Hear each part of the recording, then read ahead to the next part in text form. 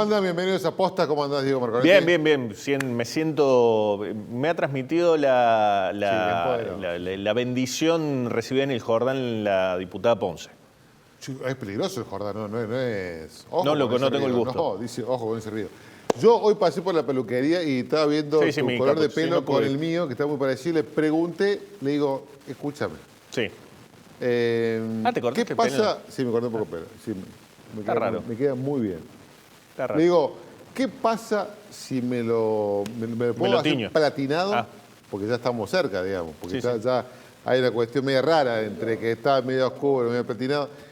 Y me dice, ojo, porque no queda del todo bien. Tenés que tener cuidado, porque primero te lo decoloran y después tenés que mantenerlo. Claro, y después va el gris de nuevo. Ahí vienen unos matizadores. No sé por qué estamos hablando de esto, porque la gente seguramente no le interesa. De Cristina Fernández de Kirchner, por ejemplo. Che, ¿qué pasa con eso? Bueno, son obras decisivas. ¿Qué quiere el gobierno? Corrió un rumor el fin de semana, fuerte ya desde el viernes, que algunos jueces de la Suprema Corte de Justicia estaban hablando con algunos periodistas, o periodistas hablando con los jueces, en donde ya estaría la decisión tomada de ratificar la condena de 6 años para la presidenta, para la ex vicepresidenta, por la causa vialidad. Lo que no está claro o no se había definido si iba a ser prisión efectiva o prisión domiciliaria. No, es prisión domiciliaria porque ella es una señora mayor. Pero lo tiene que solicitar. Exactamente. Ese beneficio. Era persona mayor, por eso se sorprendían todos que haya elegido ese departamento en el que está viviendo ahora, que es cerca de la casa de su hija Florencia, para pasar los próximos 6 años detenida. Hay que ver si esta decisión de Cristina presa es una alternativa que le conviene o no le conviene al presidente Javier Milei en su necesidad de conseguir un buen resultado electoral aquí en octubre. Y bueno, hay que ver cuánto moviliza. De hecho, bueno, ha movilizado las estructuras del peronismo. Sí, pero ya la tenés a ella. Estar presa es un certificado de dignidad, dijo Cristina en este acto que se realizó en la sede del PJ. Pero hablando de Cristina, hablando de Milei, es cierto que nos atraviesa a todos, si nos sentimos o no nos sentimos, o creemos ser una clase social u otra. Y más después. Interesantísimo lo de Oliveto la semana pasada en Proyectar. Nos dejó mucha tela para de hecho, cortar. Vamos a contar otra entonces vamos a introducir, porque acá está Martín Andi de la consultora Moguer en línea y he mezclado algunas placas de Delfos, de Oliveto y Moguer. Vamos a repasar, Fede, la información en pantalla para introducir el tema, porque es notable la caída de la clase media. Hay algo que refleja esta semana Delfos, que por primera vez la línea naranja, que es la segunda, que es sus ingresos le alcanza con lo justo para llegar a fin de mes, pasa a la línea roja que dice sus ingresos no le alcanzan para llegar a fin de mes. O sea, ahí hay una leve mejora. Hay una leve mejora, ve que está del 41 al 38. Hay un pequeño porcentaje de la población que dice, me parece que llego. Que estoy mejor. Que estoy mejor. ¿Por qué arranco con esto? Porque es la no es tan leve, porque vos tenés el 48 que baja en abril. Al 38. Son 10 puntos menos y acá tenés una subida que de 9 puntos. Exactamente. Así que ya comienza, según lo que publica Delfos, una pequeña mejora. Hay que ver si esto se mantiene. Bueno, es año electoral. Hasta octubre. Es la clase, la regla del profe Carranza. En año electoral siempre todo el mundo los ingresos se recogen. Vamos, seguimos por eso. Y ahí nos metemos ya a empezar a mezclar datos. El primero de Moguer. 4 de 10 argentinos cree que su situación económica está mejorando. Muy similar a la de Delfos. La clase, ahí tenemos un poquito cómo va cambiando. Pero este número, 4 de 10 argentinos cree que su situación económica está mejorando. Seguimos. Hay una preocupación muy grande porque ya nos empezamos a desconocer en clase social. Claro. ¿Por qué? ¿Qué creemos como clase media? ¿Qué es la clase media? Y supongamos un ingreso que te permite vivir tranquilo, tener una cobertura social, educación privada, una prepaga. Bien. En realidad, lo que yo te voy a agregar dos cositas más que nos identificamos como clase social. Después Andy puede meterse y pegar el grito cuando quiera. Nos identificaba las vacaciones. Las vacaciones, por supuesto. Nos identificaba poder acceder a un autito, si era ese otro mucho mejor. y aspirar a una casa. Y comer también, poder comer afuera. Una vez por mes ir a comer. Pero bueno, ahora eso está muy... ¿Por qué? ¿Por qué no está claro? Estos son los famosos deciles de la población. Estos son los famosos deciles. Para ser clase alta, según lo que lo reflejan varias consultoras, entre ellas la W, o lo que dice también Oliveto, es que tienen que ganar un piso de 6 millones de pesos para arriba. Bien. Clase alta. En promedio del hogar. Bueno, sí, depende de tu hogar. No, por eso, digamos, entre las dos personas. No, eso me refiero, no te enojes, Bernardo. Bueno, acá arranca lo que es amarillo, naranja, lo que es la clase media, lo que nosotros entendemos como clase media. Esto entiende que clase media va con un techo de 6 millones y con un piso de 1.850.000. Bien. ¿Por qué está dividido? En alta y media. Porque está dividido en alta y media. Pero acá hay 4 de cada 10, si es que no me equivoco, según lo que reflejó Moguer, o 7 de cada 10, entiende que ellos no son clase media alta, sino que son clase media baja, y los que están en clase media baja entienden que ya han bajado de categoría. Se perciben... O es una clase baja superior, o perciben que ya no es lo mismo, por más que tengan estos ingresos, por más que alcancen a estos ingresos. Seguimos, Fede, ya lo vamos a discutir bien con la gente de Moguer. Porque eso es clave, que vamos perdiendo la noción de qué clase somos. Quédate acá un segundo, un dato que no es menor. Acaba de ser el Día del Periodista y el 70% de los periodistas en el país están acá. Clase baja superior. 75. Sus ingresos están pero muy por debajo. Yo te diría que están más cercanos a la clase baja que ¿En relación a ingresos? Sí, claro. Por supuesto. Sí, señor. Adelante, Fede. Seguimos, Fede. Bueno, y acá esto lo explica Moguer, que es un poco lo que estábamos nosotros tratando de reflejar. Los parámetros de la autopercepción no están claros. Mira cómo cambió la percepción de clase baja en el 2024 con lo que estamos viendo ahora. ¿Entendés? Pasamos del 26% que creía que era clase alta y el 74% que creía que era clase media, a solamente el 47% que cree que es clase media. Bueno, mirá, más llamativo es con lo que causó el 2000, porque 2004 estamos empezando la recuperación post-2001. Esa fue uno de las puñaladas que recibió la clase media, el 2001. Ya lo vamos a ver. Seguimos, Fede. Así avanzamos un poquito más rápido. Mirá, la clase media, en la década del 60 y el 80, el 75% de la gente pertenecía a la clase media, hoy solamente el 43%. Seguimos, Fede. ¿Cuáles fueron las puñaladas que llevaron a esta situación? El rodrigazo del 75, la hiperinflación del 89, la crisis del 2001-2002 y la pandemia del 2020 fueron los cuatro golpes o puñaladas. Los 4 jinetes del apocalipsis. Mirá cómo Moguer, vamos cerrando. 4 de cada 10 argentinos de clase media creen que nunca van a llegar a poder comprar una casa propia. 4 de cada 10. Antes era la consagración de la clase media.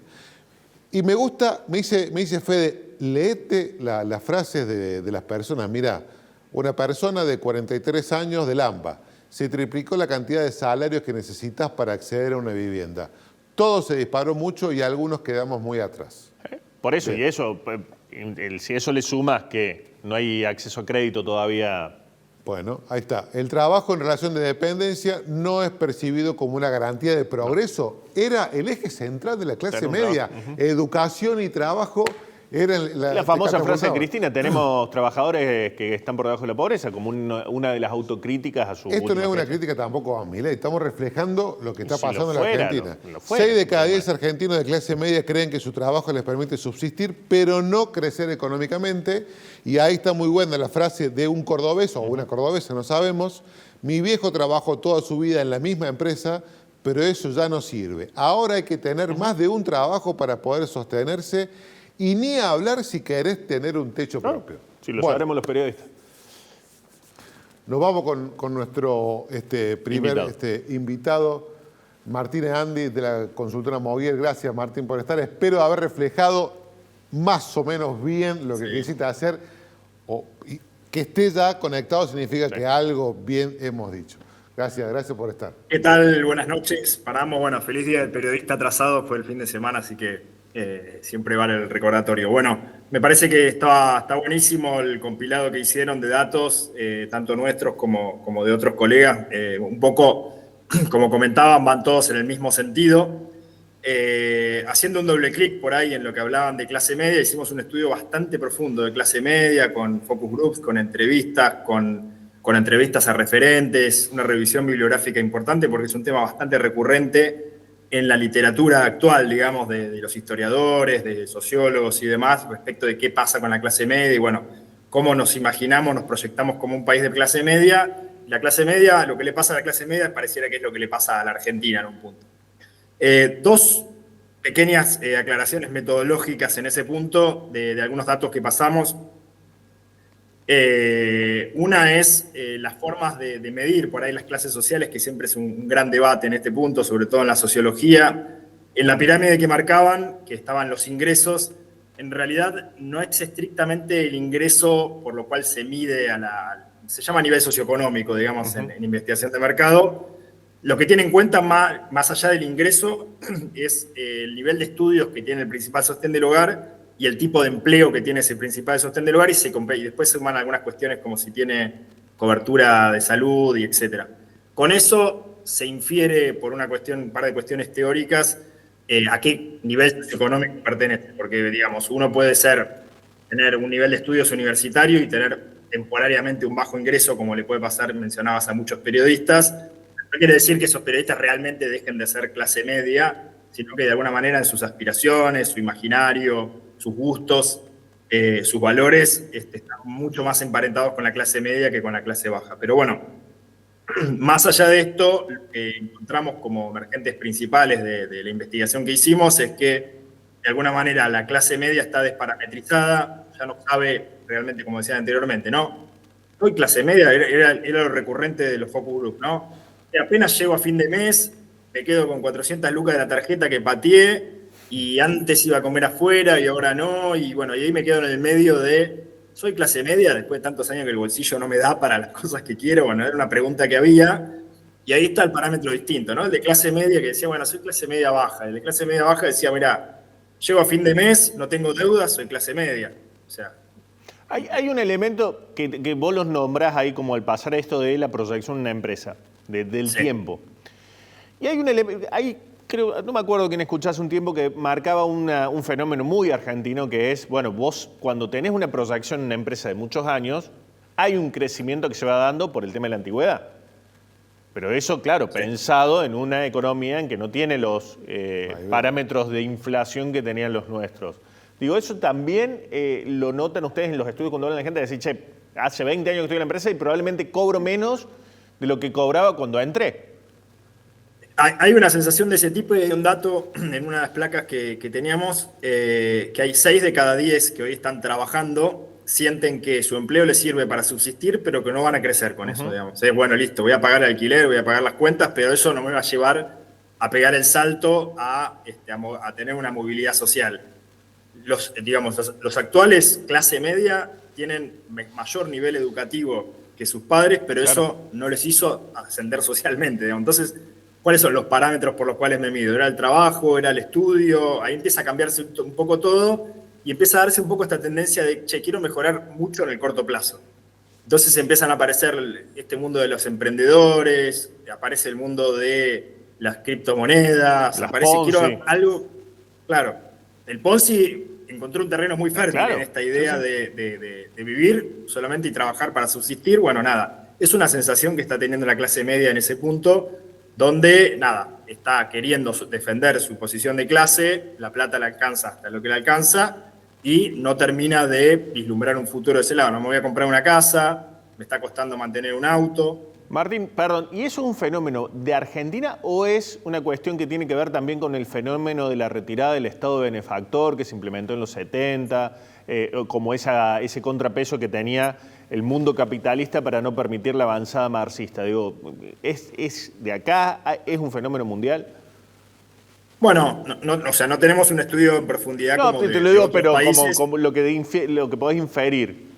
Puede ir uno de los caminos por ese lado, ¿no? Tengamos en cuenta que la desigualdad hasta el año 74, digamos, donde marcaban ahí algunos de los hitos, el Rodrigazo, etcétera, era muy chica, digamos, creo que en ese momento, si no me equivoco, la clase alta, el ingreso de la clase alta entraba 7 veces, era 7 veces superior al de la clase baja. en el 2002 llegó a ser 43 veces, digamos. Era como, estamos hablando de otra sociedad donde la clase media queda en un lugar un poquito más tironeado en ese punto. Pero bueno, uno de los fenómenos que encontramos por ahí más fuerte en los últimos años, sobre todo en la pospandemia, que es donde se agudiza un poco más, es lo que llamamos un desacople. Esa segunda parte de la pirámide que marcaban el C2 y el C3, que se llama en el marketing, que vendría a ser una clase media alta y una clase media baja, empieza a separarse y esa clase media baja empieza a parecerse, y lo tenemos ahí en números y demás, mucho más a la clase baja que a los hábitos de la clase media, digamos. Y la clase media que nosotros imaginamos y demás es la punta de arriba de la clase media que se mezcla con la clase media alta, digamos. Ellos siguen, si lo vemos en gente que viaja, vamos a tener un porcentaje alto de la clase media baja que nunca salió del país. Claro. Gente grande, solamente 2 de cada 10 de la clase media baja salió alguna vez en toda su vida del país. Digamos, estamos hablando de no sabe inglés, un montón de cuestiones que antes eran un poquito más mezcladas con casa propia, además cuestiones, hay un gap, empieza a haber un desacople grande entre esa clase media baja y la clase media. Eso es un fenómeno fuerte que encontramos, y en lo discursivo también, ¿no? Empezar a vivir y a tener otras experiencias y otras expectativas que, como mencionaba anteriormente, por ahí uno pensaba que la clase media era llevar a los hijos al colegio privado, que un viaje, que esto y lo otro, y esa clase media baja dice, bueno, soy clase media, es la que empieza a dudar si es clase media o no, o algunos en forma de protesta, además ya se autodenominan clase baja, para decirte, mirá lo mal que está ahí, en forma de protesta, que ya acepto que soy clase baja. Y por ahí, para ellos ser clase media es simplemente llegar a fin de mes y pagar todo y no tener deuda. Claro. ¿Qué desea la clase media hoy en Argentina o qué expectativas tiene con el gobierno de Milei? ¿Esto lo pudieron observar un poco ustedes ahí? Tomando uno de los referentes que entrevistamos fue Andrés Malamud, el politólogo. Él trajo a colación un concepto que era bastante interesante, que diferenciaba generaciones anteriores, que hoy se está cambiando un poco el concepto de progresismo, que era como, bueno, quiero que mis hijos estén mejor, por el de mejorismo, ¿no? Quiero yo estar mejor en este año, en este tiempo, no quiero que no me molesten, sacame el pie de encima, déjame ser, déjame crecer, lo que fuera, digamos, quiero vivir yo lo que me queda de la vida y crecer rápidamente, obtener una oportunidad de expandirme un poco más de la situación que estoy. Es un poco el imaginario de esta clase media, quiere crecer, y bueno, después está este lugar, esta clase media desacoplada, que es la que está un poco sufriendo los vaivenes de Bueno, pero ahí tenés, la economía. Si vos decís eso, es el catalizador que encontró en Milei, ¿no? Che, te voy a sacar el pie, justamente lo que acabas de decir vos, el pie de encima. Te prometo que te saco el pie de encima y vas a ser libre para crecer y todo lo que no está pasando. Un poco pareciera jugar por ahí, digamos, leyendo un poco el discurso sin entrar en política, digamos, pero va un poco por ese terreno. Pero bueno, lo que estamos encontrando, por lo menos volviendo al inicio de las placas que encontraban, es una recuperación dispar, digamos, lo que es el consumo, digamos, dicotómica, en que sí encontramos esta clase media, media alta, con un nivel de consumo más expansivo, donde vamos viendo que crecen las escrituras, las ventas de autos, los viajes al exterior, y una clase media baja y baja, menos expansiva, donde vemos que no hay una recuperación todavía de lo que es alimentos, bebidas y alimentos y demás, y en lo que sería en investigación de mercado, non-food es lo que está creciendo y el food viene todavía rezagado en el crecimiento. Bueno, ¿cuál sería la pirámide ideal? ¿Cómo debería estar ahí la clase media? Jugala. ¿Cómo debería estar? Y sería interesante volver a aquella pirámide de los 60s y los 70s, ¿no? Donde imaginábamos que todos los argentinos en una sociedad más homogénea, donde había una gran clase media, donde no había tantas desigualdades y muchos menores niveles de pobreza, digamos. Pero bueno, obviamente que la estructura social cambió y se adaptó a los vaivenes también de la economía local y regional. Sí, también era otro el rol del Estado. El Estado te ofrecía educación de calidad. Poneme esa placa, Fede, no, la anterior que tenía recién. Te ofrecía también salud, era otro. Por eso planteo lo del Estado benefactor, ¿no? Esa retirada. Y hay una cuestión ahí. Porque es lo que, perdón, el Estado benefactor es lo que se cuando termina la Segunda Guerra Mundial, para que el comunismo no avanzara más, sobre todo en Europa, empieza el capitalismo crea el Estado benefactor, que es darte beneficio, el peronismo es un ejemplo de eso, el laborismo en Inglaterra, darle beneficio a los trabajadores para que no se fueran al comunismo. Así se llama técnicamente, Estado benefactor. Pero, bueno, acá está, es la que decía él, gracias por ilustrarnos. 7 de 10 se percibe clase media, pese a que son clase media alta o clase acomodada, y 5 de 10 se percibe clase baja. De los de clase media baja. Sí, exactamente. No, de clase media. No, ¿o no? C3. Claro, el C3, que vendría a ser una clase media baja, se percibe clase baja. Eso es lo que estamos demostrando. Eso es lo que me pasa a mí. Yo soy clase baja acomodada, que no la tenés acá. Bueno, claro, tendrías que empezar a pensar nuevas categorías, ¿no? Bueno, justamente desde la Sociedad Argentina de Investigación de Mercados se está empezando a revisar un poquito el índice de nivel socioeconómico para repensar en el escenario actual un poco estas configuraciones o esta estratificación social que dé cuenta un poco más ajustado de la realidad social de Argentina hoy. Porque inclusive también hay investigadores, por ejemplo, aquí en Córdoba, que llevaron adelante Martín Maldonado con la gente de la Católica, planteando inclusive a discutir los parámetros que se usan para medir pobreza. Porque ya los pobres de hoy tampoco son los pobres de hace 20 años. Han cambiado, el fenómeno de sentirse pobre también es distinto. Pero bueno, por eso es rediscutir también esa cuestión, me imagino. Martín, un placer tenerlo que nos haya ilustrado. El placer es mío. Bueno, gracias por la convocatoria y cuando quieran a disposición. Nos gustan más. ¿Cuándo hay otra como esta? No sé si tan ¿Y la última también lo tuvimos? La anterior la tuvimos. ¿Cada cuándo la hacen ustedes? Y de estos estudios más profundos hacemos en general una vez al año, que hacemos un estudio grande, digamos, dedicamos mucho recurso y muchas horas a hacer eso. De todas maneras, nosotros periódicamente hacemos estudios de humor social y de consumo. Bueno, te quería llevar ahí el humor social para que me dé paso al próximo tema que va a tratar digo. ¿Cómo estamos hoy de humor social los argentinos?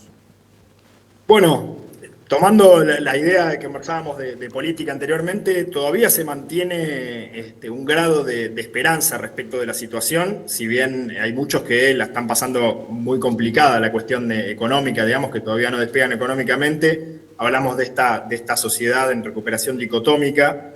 El humor social se mantiene, digamos, no ha caído con respecto a lo que fue desde el inicio del gobierno, digamos, se mantiene cierto piso de expectativas puestas sobre el gobierno. Habría que analizar, digamos, si hay algún escenario, no hay en este momento un escenario que vislumbre la gente alternativo a lo que es la propuesta actual del gobierno. Y bueno, nada, la gente se jugó por este gobierno y todavía está esperando los resultados o a la expectativa de lo que pueda generar. Obviamente que empiezan a haber algunas cuestiones de verificadores, ¿no? La desaceleración de la inflación ayuda en general a eso, al ordenamiento de las cuentas públicas. Hay algunas cuestiones que dan marca de la narrativa del relato del gobierno que ayudan a este sostenimiento de las expectativas positivas. Muchas gracias, Martín. Un placer, gracias. Por nada, hasta luego. Hasta luego. Bueno, mientras le damos tiempo a la producción para ver si va poniendo el próximo invitado, vos nombrabas recién el Proyectar Córdoba, donde estuvo Oliveto. También ahí se presentó algo muy interesante, que podemos arrancar con... Pensé que me iba a dar por eso le pregunté por las placas electorales. Porque bueno, vamos con las placas. Dale, vamos con las placas, para ver esto. Esto midió la gente de Giacobbe en el fin de semana. Esto es del 6 de junio, preguntando si con estas medidas que anunció el gobierno, este proyecto de ley que anunció el gobierno, iban, que es esto de, no te preguntamos de dónde sacas los dólares, dónde vienen, bla, bla, bla, te incentivaba a, saco los dólares y los pongo. A blanquearlos. Bueno, prácticamente 7 de cada 10 argentinos respondieron, no tengo dólares. O sea, no puedo sacar dólares del colchón porque no tengo, es más,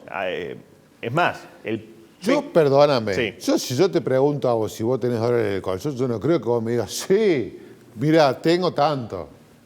Yo te diría, acá yo no tengo. Hay una parte que responde dentro del 30% restante, tenés un 15% que te dice, los voy a usar para comprar, invertir o viajar, o sea, los voy a empezar a liquidar, y el otro 15% dice, o 14,4% para ser más preciso, dice, no los pienso tocar, van a quedar ahí.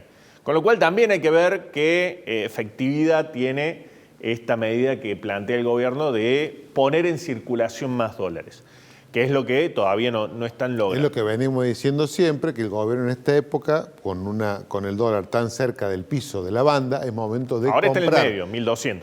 de momento de comprar.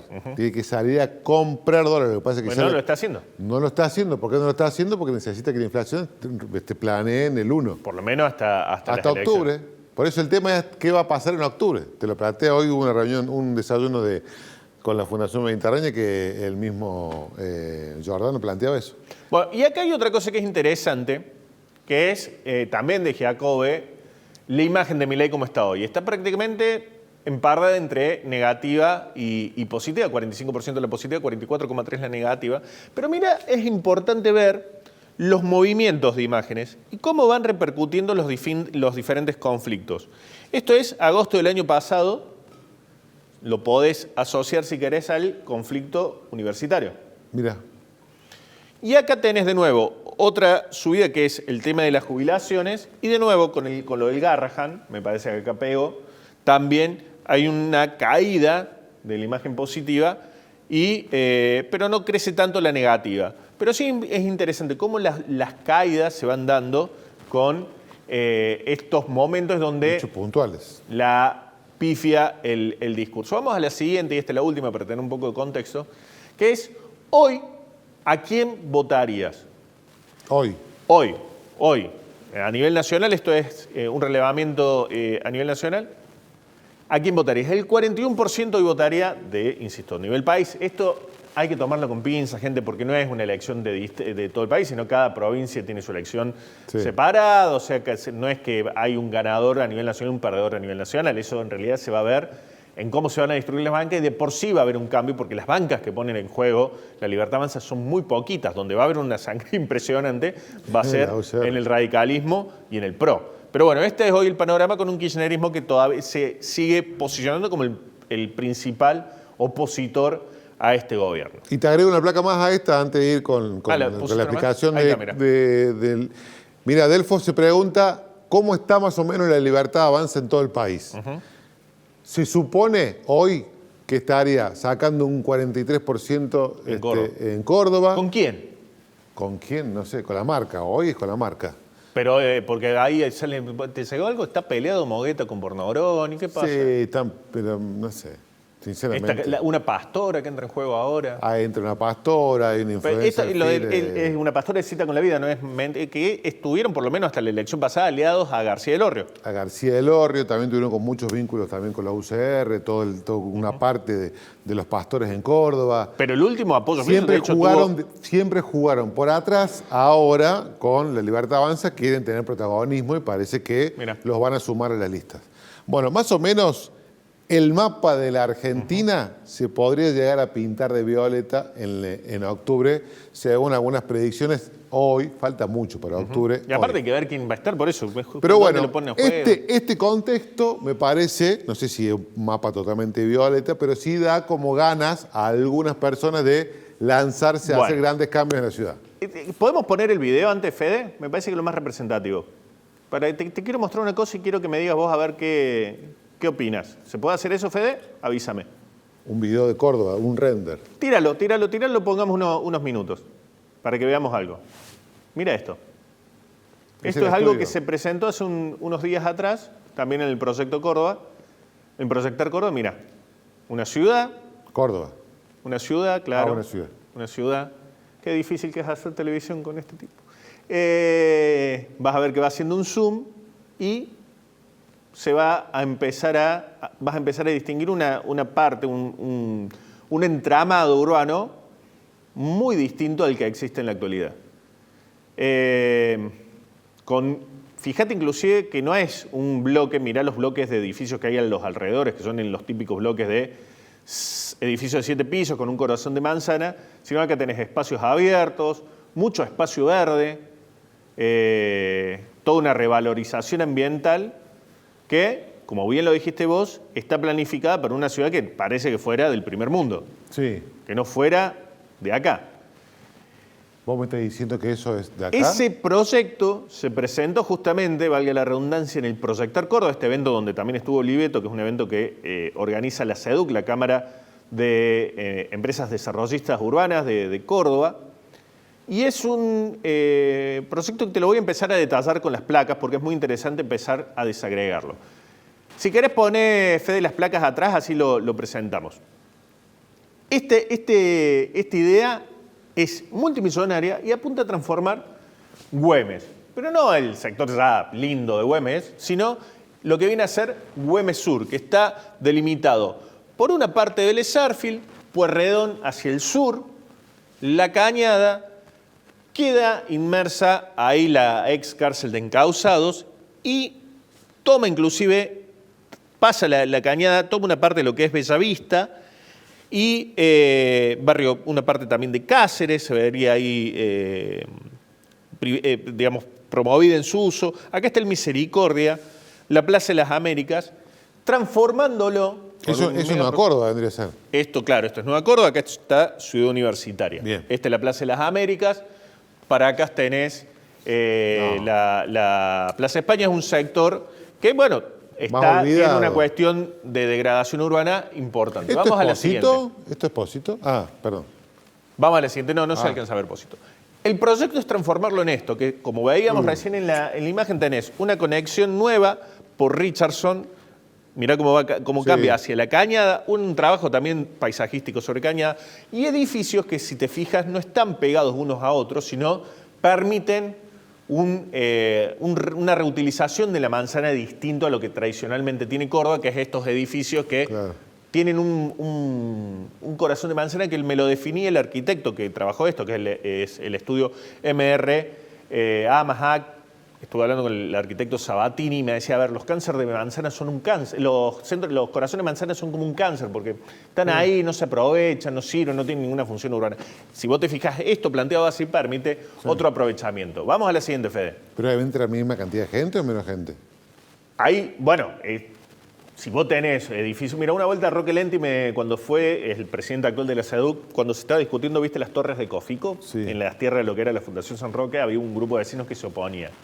Y Lenti fue muy explícito en esto, en explicar lo siguiente. A ver, yo si quieren en ese terreno puedo poner todo un bloque de edificios de 7 pisos. Y estoy cumpliendo la ordenanza, no me molestaría a nadie. Y en lugar de eso prefiero 2 torres un poco más altas con aire alrededor. Y urbanamente tiene mucho más valor eso que el típico bloque. Bien. Por ahí pierden, pero ganan. ¿Cuál sería la inversión? 1.500 millones de dólares para transformar ese sector.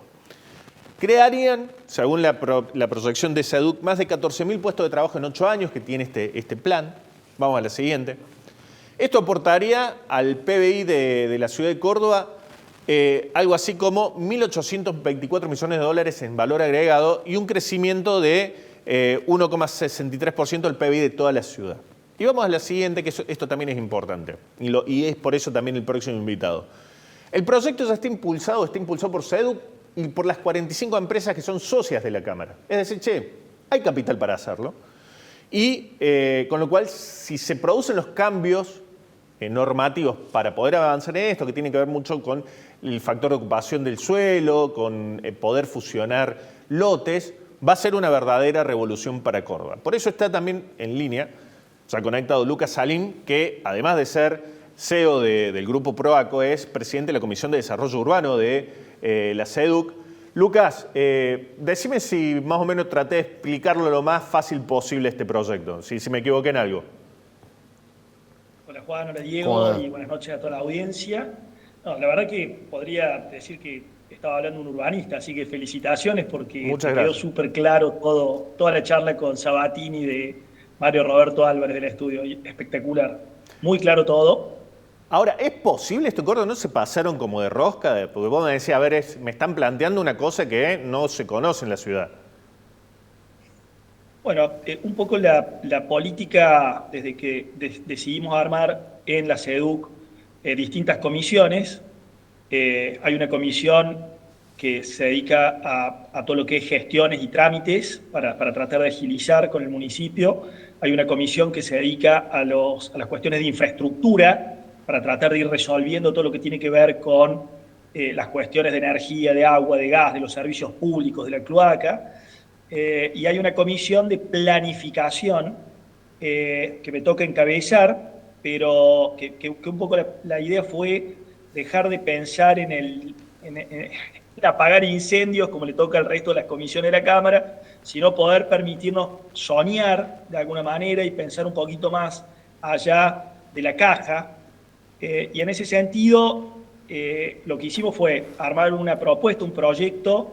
Invitamos al clúster de la construcción, que está conformado por toda la cadena de valor, para que nos acompañaran, y en conjunto le presentamos a la ADEC, a la Agencia de Desarrollo Económico de la ciudad, el proyecto. ADEC, que por supuesto está compuesto, la presidencia lo tiene el intendente, con lo cual ellos lo aprobaron, y de hecho nos acompañan en una pequeña parte del financiamiento del proyecto, la ADEC. Y bueno, la idea fue, de alguna manera, convocar un estudio que lo veníamos viendo, porque el estudio de Mario Roberto Álvarez, aparte de ser un estudio de más de 90 años, súper prestigioso en Latinoamérica, ellos han estado trabajando en propuestas para resolver el drama, porque la palabra es drama, que tiene la ciudad de Buenos Aires, que como la mayoría de las grandes capitales del mundo, post pandemia, están vacías, ¿sí? Desde que la gente se fue al home office, desde que la gente eligió el suburbano, y bueno, claramente generar renovación urbana no es fácil, ¿sí? Hay que trabajar bastante, pero bueno, el estudio, Mario Roberto Álvarez hizo propuestas interesantes, están en todos los medios publicados, en Clarín Arquitectura, en un montón de medios muy prestigiosos, las propuestas, y de ahí surgió la idea de, che, ¿por qué si ellos han encontrado una forma de resolver la renovación urbana de la ciudad o de generar propuestas, por qué esta iniciativa no abrimos el juego a alguien que esté dedicando y que sea especialista en esto? Y de ahí surgieron las manzanas sostenibles y un poco la propuesta. Está buena esta nota porque también, a partir de que salió la noticia en el Proyectar la semana pasada, yo leí un montón de comentarios de gente que dice, che, pero pará, esto, acá en Güemes hay cosas, o sea, esto... Sí, ahí quería apuntarte, porque primero hay vecinos, después, esos renders que estamos viendo, ¿es cómo va a quedar o es una idea aproximada de lo que ustedes quieren?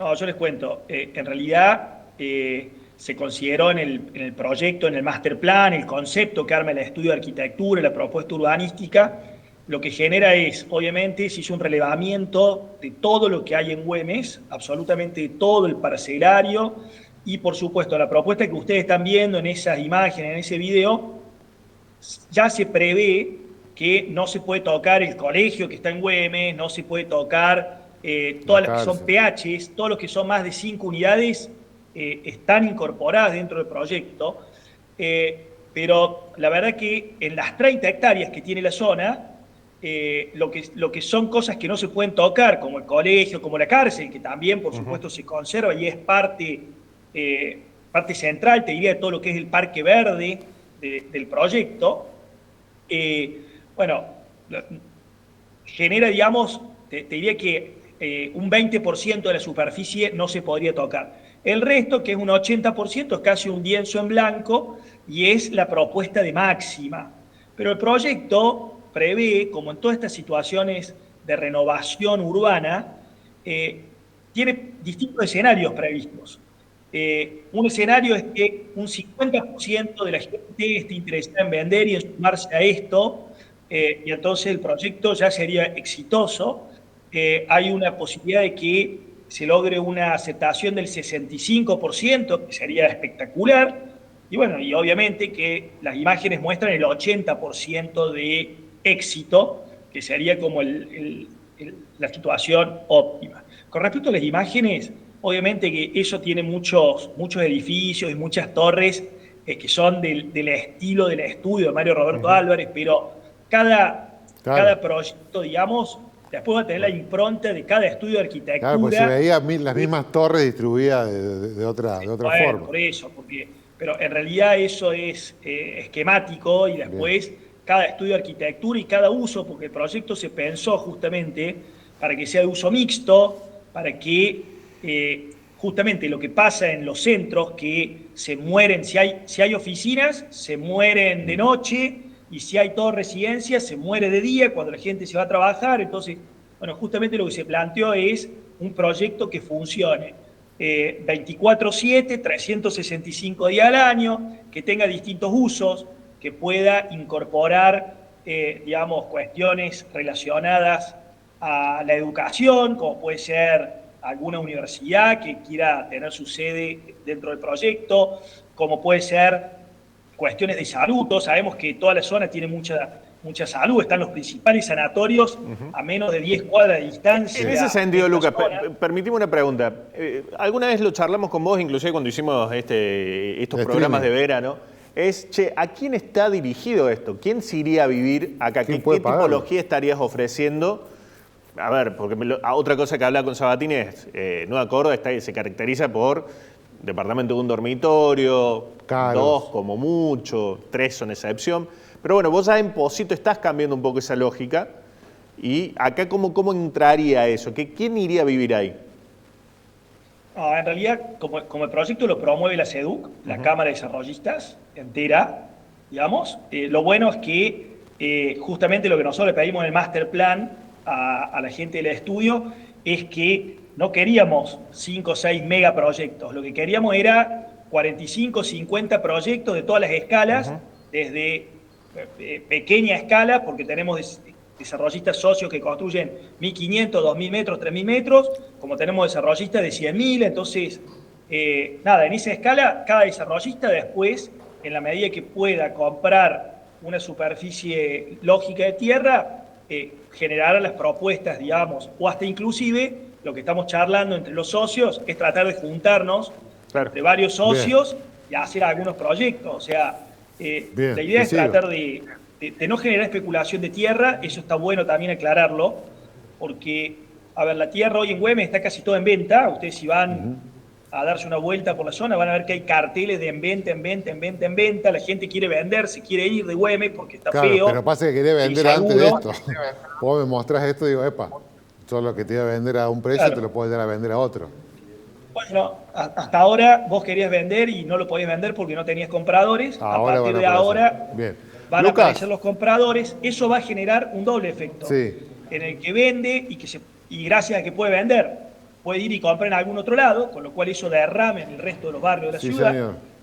Como un montón de gente que lo vea como una oportunidad de aportar su terreno a algún proyecto y después quedarse con algunas unidades. Lo que me sea. queda mucho para hablar con vos y te quiero aprovechar lo máximo porque siempre es muy interesante escucharte. Primero, tengo un amigo que compró una casa y quiere ahora ampliarle y se encontró que el precio con el que pagó por metro, ahora para construirlo le cuesta casi un 40-50% más. ¿Está pasando eso? ¿Está muy caro construir hoy? Bueno, si tu amigo compró antes de diciembre del 2023, hizo un negocio espectacular, porque compró el precio más barato, te diría, de la historia. Así que no se queje por la ampliación, que festeje que compró antes. Los que se demoraron y no se animaron a comprar durante el 2024, lamentablemente hoy, a pesar de que todavía la economía no está del todo, digamos, funcionando y todo, ya los precios se empezaron a acomodar, todo lo que había barato en general se ha vendido, los inmobiliarios están de récord en récord. Ahí en el mismo Proyectar Córdoba estuvo el colegio inmobiliario dando informes y todo, y ellos están primer cuatrimestre 2024 contra 2025 casi 70% arriba. Sí, está contento. Lucas Péndola está contento, eso es verdad. La otra que está muy contento, Lucas, porque habla con nosotros, que el titular del Colegio de Inmobiliarios está muy contento porque estamos viendo épocas que no habíamos vivido de hace años. Y eso que todavía no hay crédito hipotecario consolidado, crédito hipotecario. Sí, va a ser mejor todavía. Ahora, Lucas, perdón, sobre eso, recién mostramos una placa del efecto dólar colchón esta medida. ¿Está saliendo ese dólar para mover la propiedad, dólar que estaba ahí en el colchón de Canuto? ¿Eso es lo que está moviendo el mercado? Mira, acá en Córdoba lo que te mueve el mercado es el dólar soja. Diga, más que el colchón y la rueda de tractor. Claro, bueno, sí fue. Es la rueda de tractor lo que mueve, sí. A ver, nada.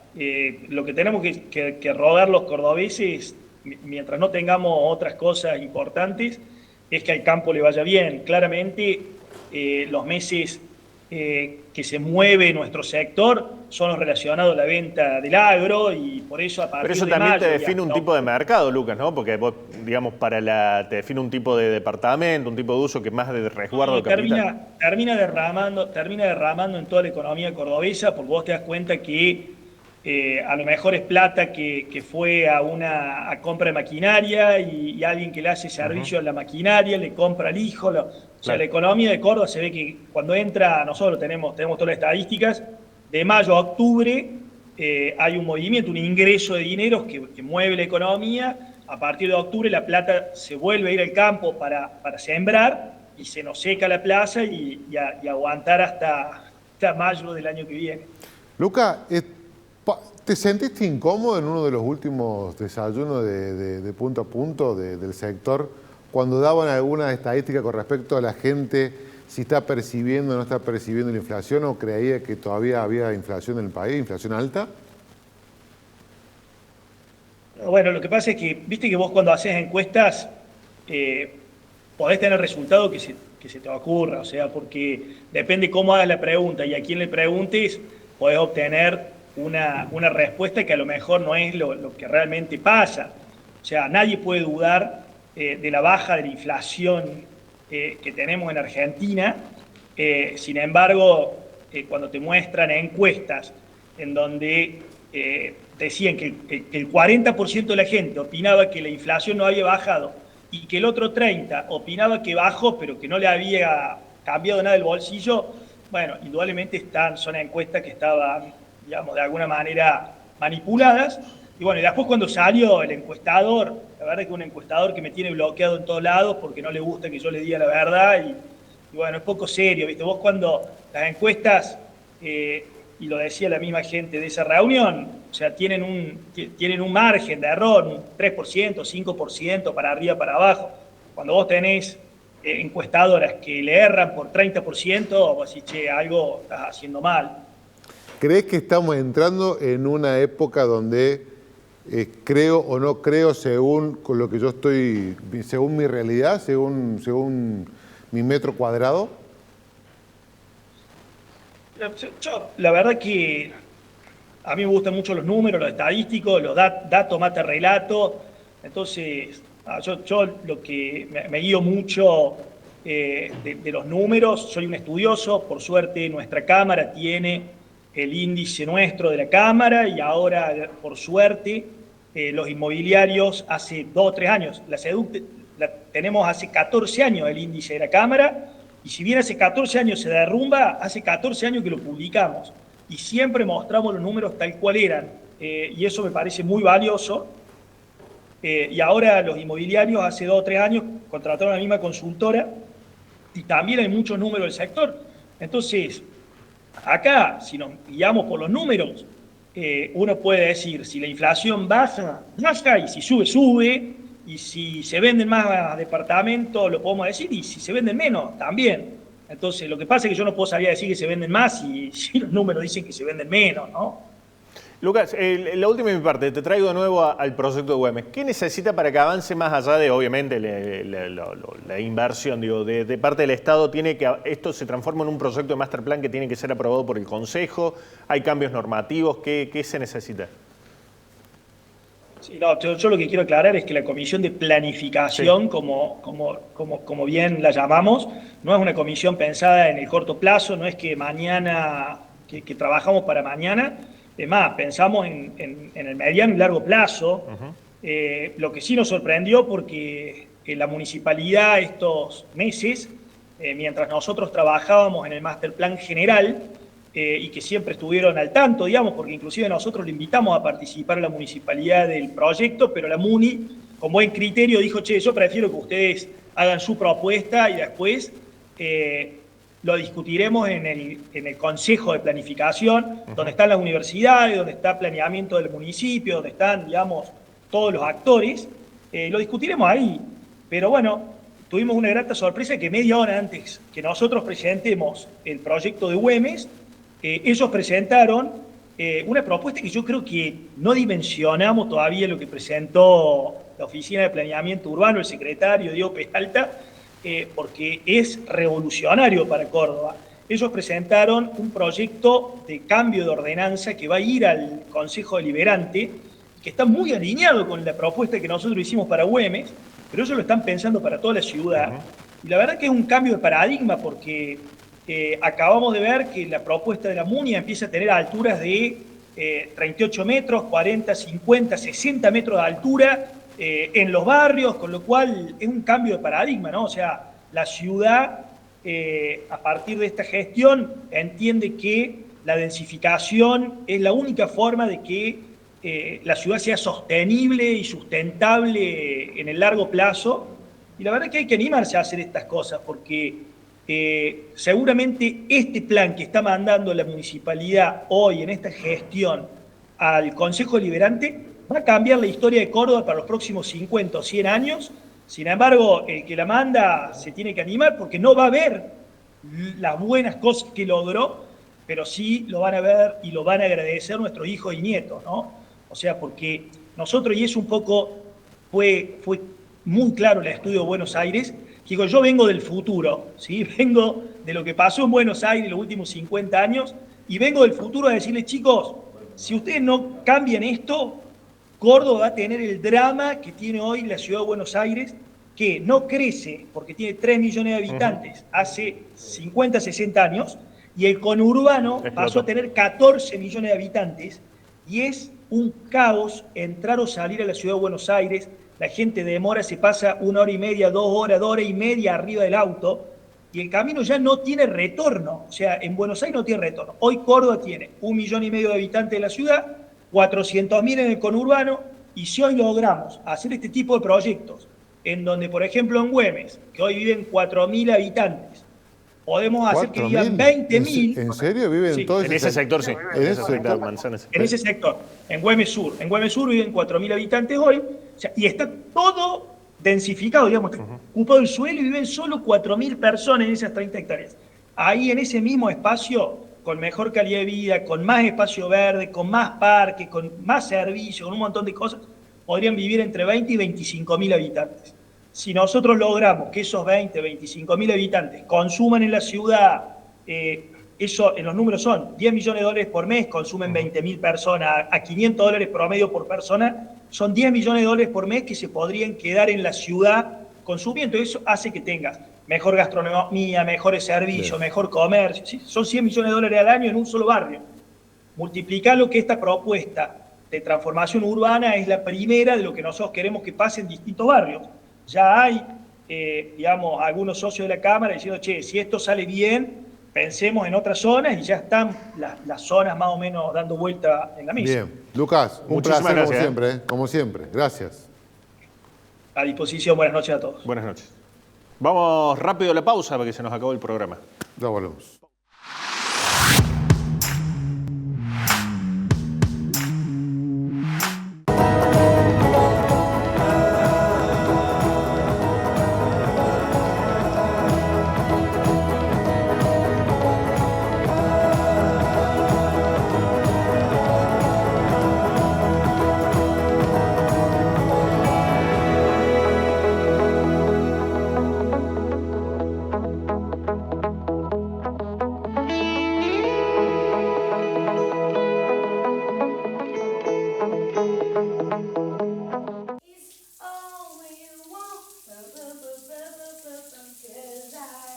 Te la pasás practicando una canción durante horas en la ducha porque querés ser cantante. Pero sin agua, no hay canto, no hay shows, no hay conciertos, ni futuro. Cuida el agua, cuida el futuro. Aguas Cordobesas.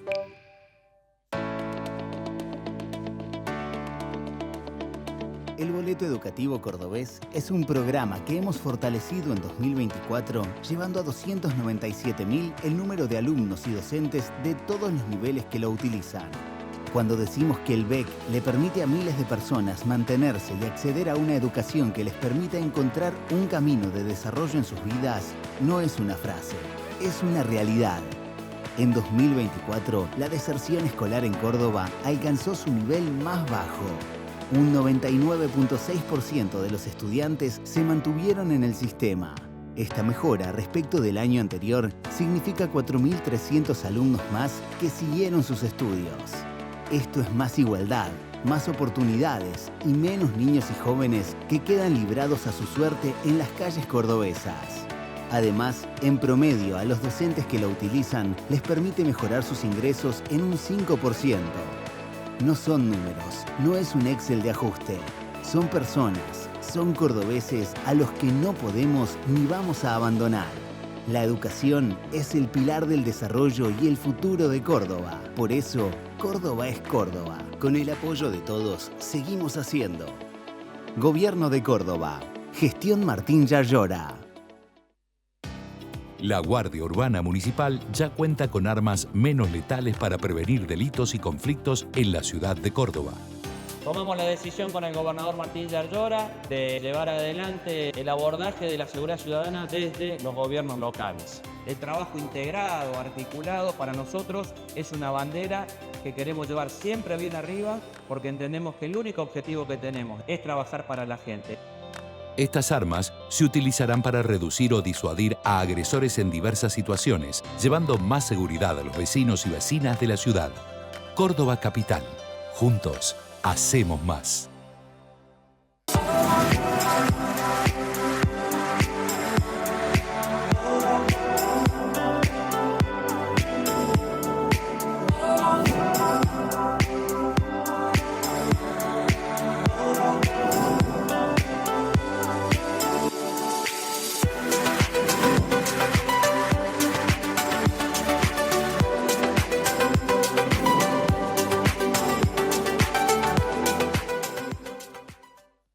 El Consejo Deliberante de Córdoba comenzó el periodo de sesiones 2025, con el compromiso claro de crear las ordenanzas para el bienestar y progreso de nuestra ciudad. Te invitamos a participar para que seas parte del crecimiento de Córdoba. Más información en www.cdecórdoba.gov.ar. Pensamos en que podíamos buscar la forma de conseguir pagar un lote. Ahí dijimos, bueno, sí, nos encantaría la casita de Horizonte en un lote propio, más que en fracción en Córdoba. Además de acceder a una casa digna, una vivienda digna y tener la posibilidad de pagarla, además poder elegir dónde y cómo es excelente. Si tenés lote propio con escritura o lote propio con boleto de compra-venta, acércate a Sarmiento 251 y consulta tu caso. Te esperamos. Horizonte, los pies sobre la tierra. ¿Y si en lugar de las redes se incendia el local? Para eso está Sancor Seguros. A veces no necesitas muchas respuestas. Necesitas una que sea segura. Sancor Seguros, el valor de dar respuesta. EPEC, para seguir creciendo juntos.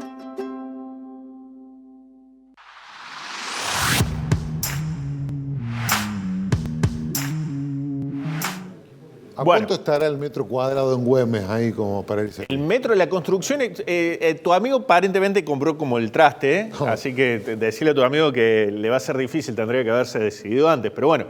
No están las condiciones para bueno, llamalo a tu amigo, entrevistemos a tu amigo. Sí, porque no hizo un estudio de mercado. Hace un estudio y otro claro, escucha, dos cosas. Esto que dijo Salim del proyecto, bueno, es un proyecto que promete va a cambiar las ordenanzas madre de desarrollo urbano en la ciudad de Córdoba, que son del año 85, de la época de Ramón Mestre. El proyecto del batallón. No tiene que ver, porque esto es una mirada integral de toda la ciudad, no es solamente un sector. Hablando del batallón, bueno, sigue esperando ahí que la Corporación América arranca o no arranca, y aparentemente viste que iban inclusive a modificar algunas cuestiones. Ese proyecto que era muy cerrado, no sé cómo va a quedar. ¿Qué tenés, Dato? ¿Algún datito tírate interesante de esta semana? No, sinceramente, esta semana que tenemos dato interesante. Bueno, después de la etapa de la boda me comuniqué con algunos intendentes por el tema de si llegaban a pagar el aguinaldo o no. Ajá, la mayoría está... lo va a pagar, son algunas localidades muy chicas los que no. El tema es, lo que hace ruido es que utilicen fondos para obras, para pagar aguinaldo, por lo más que después lo devuelven, eso es una pavada. Adelante. Están peleados todos en la Libertad Avanza, no sé quién va a armar la lista de Córdoba, y aparece bueno, si va la Pastora, en una de esas la terminan armando las fuerzas del cielo. Vamos a ver, porque exactamente, los evangélicos no van a jugar atrás, sino que van a jugar adelante y quieren un lugar protagonista en la lista de la Libertad Avanza. Nos vemos hasta la semana que viene. Chau. Hasta luego.